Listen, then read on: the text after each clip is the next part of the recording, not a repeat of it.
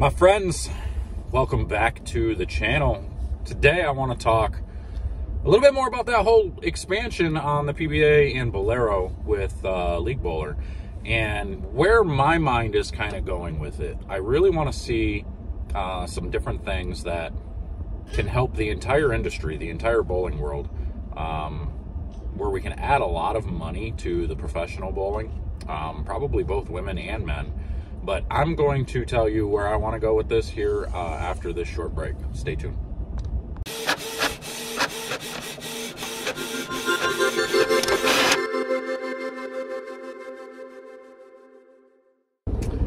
All right, welcome back. So we want to try to make some changes in the industry, right? So what we're talking about right now is the expansion with the PBA, where they are doing a certification program, which they've already done a little bit for the Bowlero centers. It must have been somewhat of a success for the leagues that they do carry for that first year that they did it before. Otherwise, they wouldn't be expanding it the way they're doing. I think they're on the right track. I think this is a good move. Anybody that knows, when I was working at Turbo, I was trying to come up with an idea to do something similar, a new certification that it didn't do all of that stuff. It basically just gave awards back to bowlers as an option. I think that would be a pretty good idea. And now I know there's going to be people that will be like, well, then we got to pay 2 sanctions, and I don't want to have to pay the extra money. So here's where I'm kind of thinking, like, people who are saying, first of all, the people who would say, you know, the $20-some that you paid for your sanction each year was too much already, you're out of your damn mind. Like, in my opinion, because just think of how much money you spend on all kinds of garbage throughout the year that has nothing to do with bowling, more or less. I mean, you're spending $1,000 on 50-50 tickets to win what? Maybe once or twice at most, if that. You know, I mean, I know people that will sit there and complain day after day about the $25 they got to pay each year for sanction, but they'll spend $20 every single week on 50-50, and they'll be like, yeah, but at least I know I got a chance to get something. Really? Like, come on. Like, let's be real. Because in all reality, even if USBC wasn't to get shut down by this, we need a governing body. And everybody's going to say, well, what do we need them for? You're just going to let everybody do what they want to do all willy-nilly, let the equipment just get all crazy and do what they want with cover stocks and stuff that's going to ruin machines and ruin the lanes and everything. Like, you've got to have a governing body that's going to put in place rules and take care of equipment specification. You've just got to have it. Any sport, especially an individual sport, it's got to be there. I don't really care what you think about it. It's the truth. There's got to be rules in place. And I know some leagues are going to say, well, we have our own rules. Well, where do you think those rules came from? They originated at USBC or ABC, and you've just kind of adopted them. And you think because you know these rules, you can just continue to use them anyway, which is true. That's technically true. But at the same time, who's going to enforce those rules other than the people in your league? You know, if you have somebody that steals a bunch of league money, what are you going to do? You know, because you don't have USBC to then take care of that for you, right? So for me, it's a crazy issue that I don't understand why it's an issue. The other thing that I find comical are people that complain when the bowling center ups their lineage 25 cents. I mean, there was so many times when I was managing where we would raise our lineage because you just have to. You know, you can't continue to pay $8 for lineage for 3 games every week and expect it to stay that way forever. I'm sorry, it just can't happen. The expenses of running the place go way up, especially right now. You're going to see lineage increases this year from all around. And, you know, the people that complain about a 25 or 50 cent a game increase, like they drive me nuts. Like, it's amazing to me. Like, you just want everything for free, and that's just not how it works. Anyway, rant over on that. I'm not going to continue to rant about that. But I do want to talk about 1 or 2 things. I think with the awards program, I think they're just kind of starting somewhere with the whole digital point. I think, you know, giving digital awards and stuff is just a starting point. I think eventually they could probably give you an option to get actual awards, get rings back, get plaques, get all that stuff, where you pay an additional, let's call it $10 a year for that, just that alone. Then you're eligible to get that. And that's what my plan was, you know, you're paying $15 a year and that covers your awards and your in drawings chances to win things. Like my president, like what I told, you know, Chad Murphy at one point was, if people are so stuck on the tangibles and wanting to see tangible goods, you know, for their money, why not take a portion of that money and just put it into a big drawing? Like, you know, no purchase necessary, but, you know, we're going to give away a 5-day trip to Vegas worth $1,000, whatever it may be, something, and you draw a random member name, and you do that a few times a year, or whatever, however many times you need to do it. That's where I kind of wanted to see it. I thought that would be a pretty good idea there, you know, in that aspect. But as far as the awards go, I think you can bring awards back, you know, once a year. You don't need a ring for every time you shoot 300. Maybe you have a chance to get that one ring where you can add diamonds and stuff like that to it, or little chips or whatever it may be. I don't know, something like that. But you don't need a ring every single year, you know, and you don't need a plaque every single time you shoot 800 or 300. Like, it's just not necessary. Like, get over it. You know, if you want a patch for it or something, or you want a certificate, fine, great. You can digitally go on, print it off, put it in a showcase, however you want to do it. That's great. But I don't think you need any of that stuff every year. And I think most people would agree it's a little nuts to get a ring or a ring for every single 300 you shoot, especially nowadays. But the last thing I want to talk about, and I think hopefully they're thinking about, is I think they could possibly take a portion of whatever, because when they expand, it's obviously it doesn't cost anything for Bowlero bowlers right now.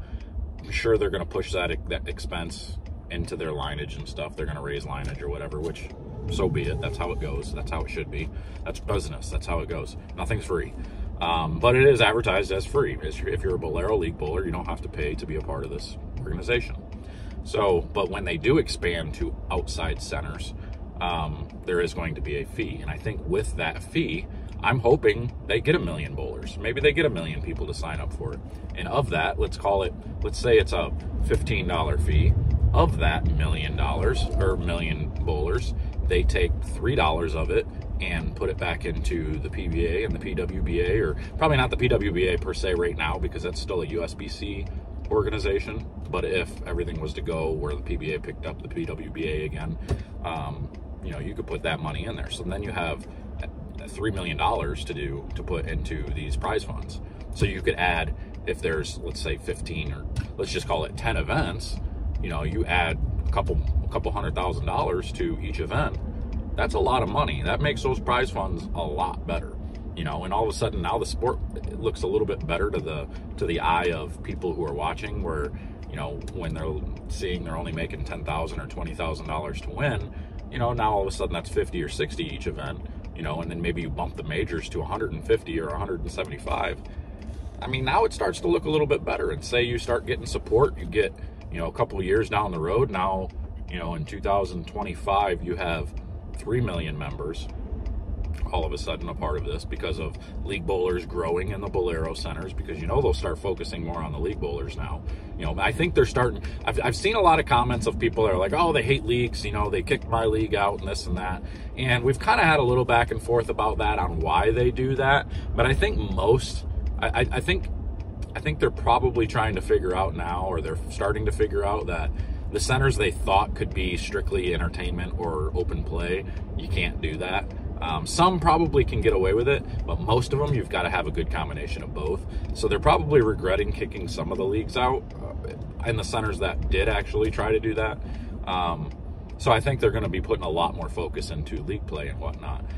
And maybe we need to write letters to Bowlero for the certain centers, because I know a lot of people had some complaints about how machines were just not running properly in some of the centers. The places were dirty, and I've witnessed it myself. There was multiple times I go into an AMF center, especially just to practice or something, and there's just food all over the floors, and this was first thing in the morning when they first opened.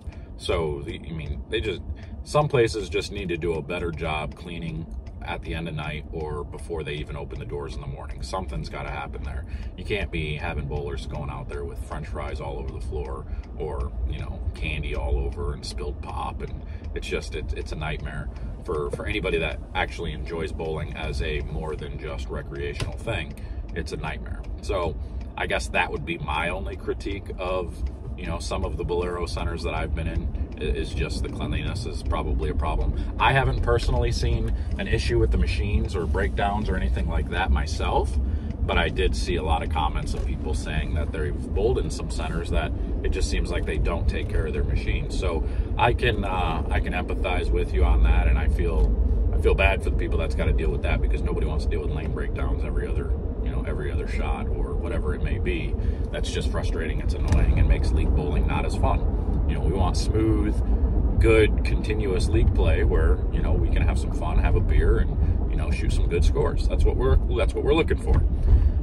So with that being said, I think we pretty much, I think we're on pace. I think we're on track for doing the right things. And even if, you know, I'm not hoping that USBC gets replaced. I'm actually hoping this, you know, puts a boot in the butt of USBC and says, look, we got to figure some stuff out, because you've got a lot of loyal USBC people. I don't think you're going to lose much there. But they've lost so much over time that it's just gotten to a point where it's bare bones now. And a lot of people are just upset and complaining about the direction of the way things are going. And I understand some of it, but at the same time, you know, I'm always going to support USBC as far as a governing body. We need a governing body, and anybody that complains about the $25 a year, which, remind you, only $13 of that goes to USBC for national dues. The rest of it, whatever your fees are, go to your local. So you need to be talking to your local associations and figure out what the hell they're doing with that money, you know, because they should be doing awards and stuff like that for you with that additional local money, you know, the tournaments and stuff like that. They shouldn't be paying people out of that money to be running those events, because it doesn't take that much to run those events. I know they're going to try to act like, oh, we got to have 13 people here to run the event for 40 people. Stop. Just stop. That's not how it works. You know, we've got guys like Brian Regan that run events that get 150 bowlers every time, and he just runs it himself. You know, and he'll have maybe a helper run and get scores or something, but that's it. Like, come on. Like, seriously? A guy like Brian can run the entire thing. Granted, he's better than most, but, you know, you're telling me you need 13 people to help run events and you got to pay them? Not going to happen. But anyway, my rant's over. I just wanted to bring a little bit more light to this, maybe kind of throw an idea out there. What do you guys think? You got any ideas for what PBA or what Bowlero should do with this type of membership? What they should do with some money? You know, should they raise the fees? They can't make it free. You know, are you in support of paying fees at, you know, your local center if they do all these things for you? I think I would be, for sure. So let me know what you think, but I'm out of here. We'll see you guys later.